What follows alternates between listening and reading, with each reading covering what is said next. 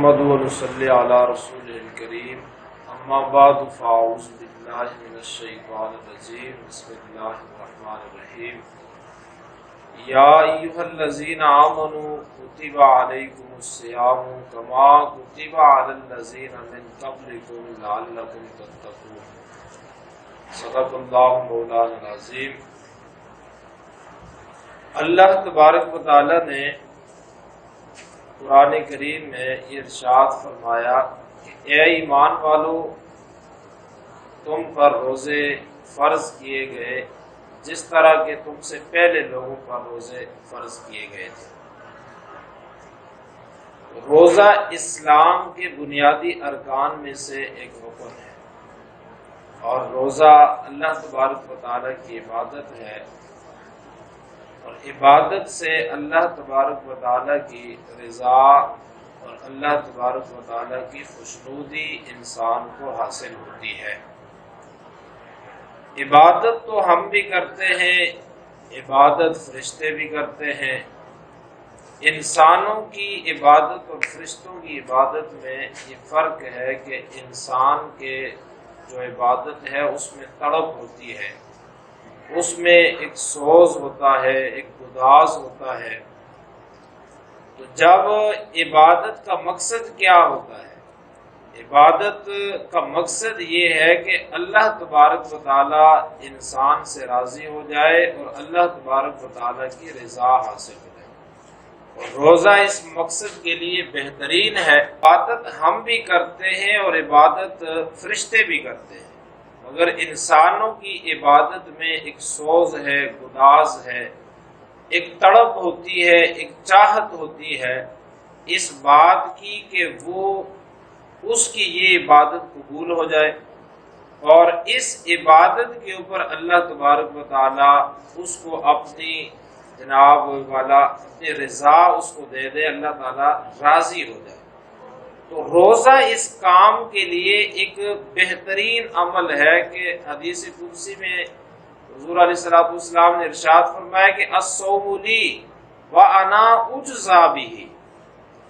اس کا واجزی بہ بھی اس کو پڑھا گیا، مگر اجزی بہ پڑھیں تو اس کا معنی یہ ہوگا کہ روزہ میرے لیے ہے اور اس کی جزا میں خود ہی ہوں۔ یعنی کہ رمضان المبارک کا مہینہ اور اس میں جو روزہ ہم رکھتے ہیں، روزہ ایک ایسی عبادت ہے کہ جس کے ذریعے رب ذوالجلال کا قرب تو نصیب ہوتا ہے۔ فرمایا کہ یہ جو میرے لیے روزہ تم نے رکھا اس کی جزا میں خود ہی ہوں، اس کے بدلے میں انسان کو اللہ تبارک و تعالیٰ کی رضا حاصل ہو جاتی ہے۔ تو جب انسان روزہ رکھتا ہے تو روزے کی بے شمار حکمتیں ہیں، ان میں سے روزے دار کے لیے ایک بہت بڑا انعام یہ ہوتا ہے،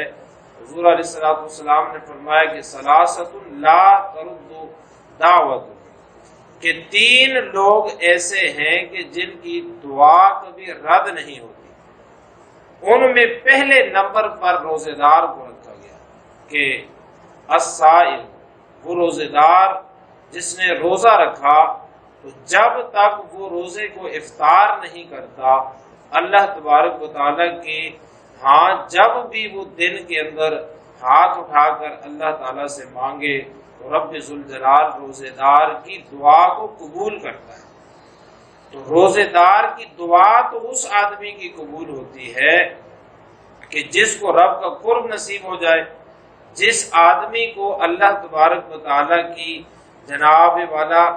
وہ یعنی کہ قربت نصیب ہو جائے، اللہ کا ولی بن جائے، اللہ تبارک و تعالیٰ اس بندے کی دعا کو رد نہیں کرتا۔ تو ان میں ایک آدمی جو ہے وہ یہ روزہ دار بھی ہے جو صبح سے روزہ رکھتا ہے، شام تک بھوک اور پیاس برداشت کرتا ہے، تو اس کے بدلے میں اللہ تبارک و تعالیٰ اس پر یہ انعام فرماتے ہیں کہ اس کی کوئی دعا رد نہیں ہوتی۔ اور دوسرے نمبر پر فرمایا والامام العادل، کہ وہ عدل کرنے والا حکمران کہ جو عدل اور انصاف کرتا ہے، اللہ تبارک و تعالیٰ سے جب بھی وہ دعا مانگتا ہے تو اللہ تبارک و تعالیٰ اس کی دعا کو رد نہیں فرماتا۔ اور تیسرے نمبر پر فرمایا کہ دعوت المظلوم، مظلوم کی جو دعا ہے، جب بھی اس کے اوپر ظلم ہو تو وہ جس طرح کے الفاظ جو ہے وہ ظلم کرنے والے کے لیے اپنے منہ سے نکالتا ہے تو اللہ تبارک و تعالیٰ کے ہاں اس کی دعا سارے آسمانوں کو چیر کر اس مقام تک پہنچ جاتی ہے کہ رب ذوالجلال اس کی نصرت اور اعانت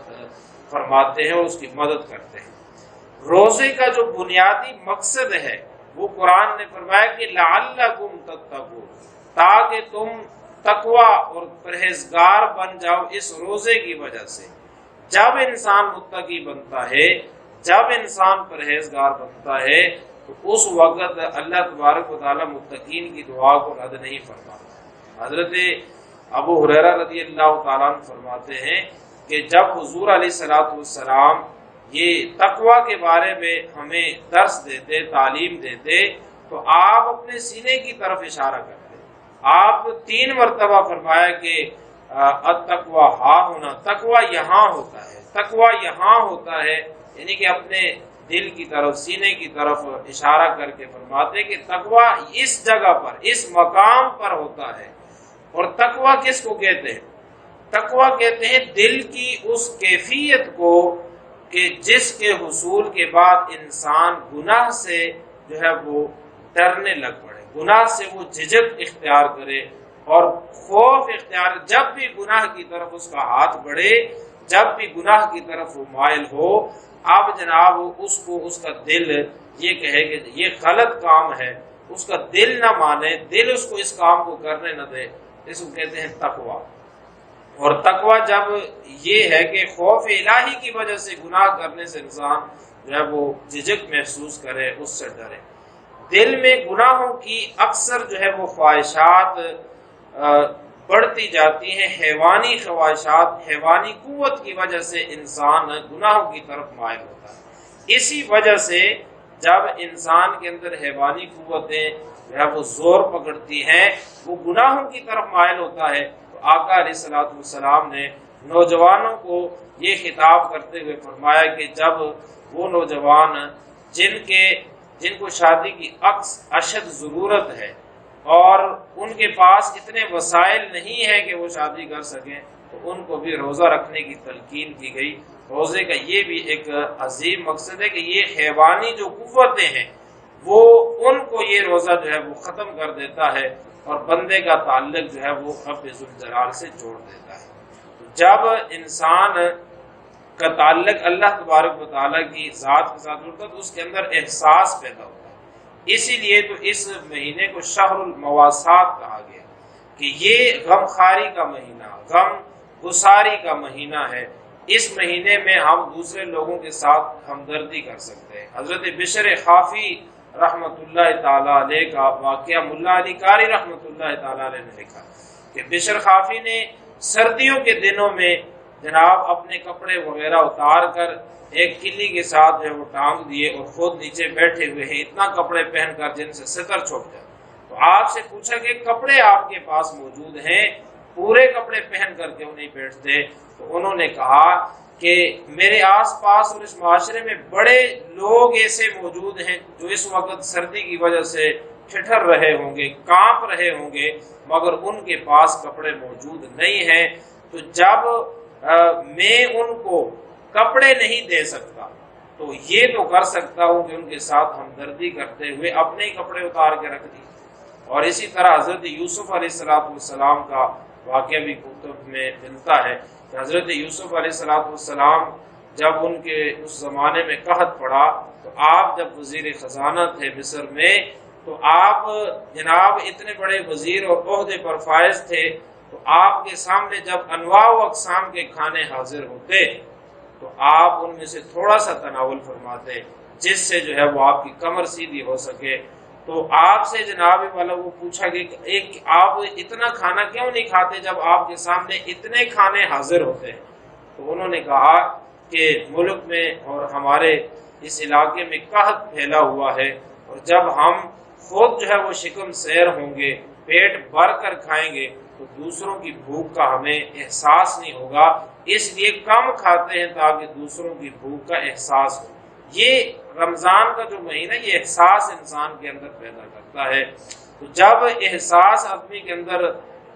پیدا ہو گیا، اور اسی طرح غم گساری اس کے اندر لوگوں کے ساتھ ہمدردی پیدا ہو گئی، تو پھر یہ روزہ، اس کے بارے میں حضور علیہ الصلوۃ والسلام نے فرمایا کہ من صام رمضان ایمانا واحتسابا غفر له ما تقدم من ذنبه، جب ایمان کے ساتھ ثواب کی نیت سے آدمی روزہ رکھتا ہے تو رب ذوالجلال پھر اس کے سارے جو ہے وہ صغیرہ گناہوں کو معاف فرما دیتا ہے، اور پھر وہ آدمی ایسا بن جاتا ہے کہ یوم ولدتہ امہ، کہ جب شوال کا چاند طلوع ہوتا ہے تو یہ بندہ گناہوں سے اس طرح صاف اور پاک ہو جاتا ہے جس طرح آج ہی اپنی ماں کے پیٹ سے باہر آیا ہو، یعنی اس طرح بالکل گناہوں سے پاک اور صاف ہو جاتا ہے۔ تو رمضان کا یہ جو مہینہ ہے، اس کے بارے میں حضور علیہ الصلوۃ والسلام نے یہ ارشاد فرمایا کہ یہ بڑا عظیم مہینہ ہے، شہر عظیم شہر مبارک شہر فیہ لیلۃ خیر من الف شہر، فرمایا کہ یہ بڑا ہی عظیم مہینہ ہے، اس میں مبارک مہینہ ہے، برکتوں سے بھرا ہوا، برکتوں سے لبریز ہے، یہ ایسا مہینہ ہے کہ جس میں ایک رات ایسی ہے کہ جو 1000 مہینوں کی عبادت سے اس رات میں عبادت کرنا افضل ہے، اس کو شہر المواسات، غم گساری کا مہینہ کہا۔ فرمایا یہ ایسا مہینہ ہے کہ شہر یزاد فیہ رزق المؤمن، اس میں مومن کے رزق کو جو ہے وہ بڑھا دیا جاتا ہے، اور یہ ایسا مہینہ ہے کہ وشہر اولہ رحمت، اس کے اول میں پہلا جو عشرہ ہے وہ رحمت سے بھرا ہوا ہے، واوسطہ مغفرہ، اور دوسرا جو اس کا عشرہ ہے درمیانہ عشرہ وہ جو ہے وہ مغفرت اور بخشش سے بھرا ہوا ہے، اور آخری جو عشرہ ہے وہ جہنم سے آزادی کا عشرہ ہے۔ تو اس لیے رمضان کے مہینے کو اس انداز میں ہم نے گزارنا ہے کہ اس میں اس قدر نیکیوں کا اہتمام کرنا ہے، دوسروں کے ساتھ غم گساری کرنی ہے۔ وہ ایک بزرگ، ان سے پوچھا گیا کہ وہ کہتے تھے کہ اللہ تبارک و تعالیٰ کے فضل و کرم سے مجھے آقا علیہ الصلوۃ والسلام کی زیارت نصیب ہوئی، تو ان سے اس کے شاگردوں نے پوچھا کہ آپ کو حضور علیہ الصلوۃ والسلام کی زیارت کیسے نصیب ہوئی؟ تو انہوں نے کہا کہ میرے اندر یہ خوبی اللہ تبارک و تعالیٰ نے پیدا کر دی کہ جب صبح ہوتی میں اٹھ کر اس مقام پر چلا جاتا جہاں مزدور کھڑے ہوتے ہیں کہ ان کو کوئی لے کر مزدوری کے لیے چلا جائے، اس اڈے پر میں جاتا اور وہاں سے 2-3 مزدور پکڑ کر اپنے گھر لاتا، اور گھر میں لا کر وہ پوچھتے کہ ہم سے کیا مزدوری کروانی ہے؟ کہتے ہیں کہ میں ان کو کہتا کہ وضو کرو، اور وضو کرنے کے بعد ان کو جب وہ چٹائی مصلے بچھا کر دے دیتا، اس کے اوپر بیٹھ کر سارا دن تم آقا علیہ الصلوۃ والسلام پر درود پاک پڑھو۔ وہ سارا دن پڑھتے، اور اس کے بعد جب شام کا وقت ہوتا اور ان کو میں ان کی دہاڑی دے کر ان کو رخصت کر دیتا، تو یہ عمل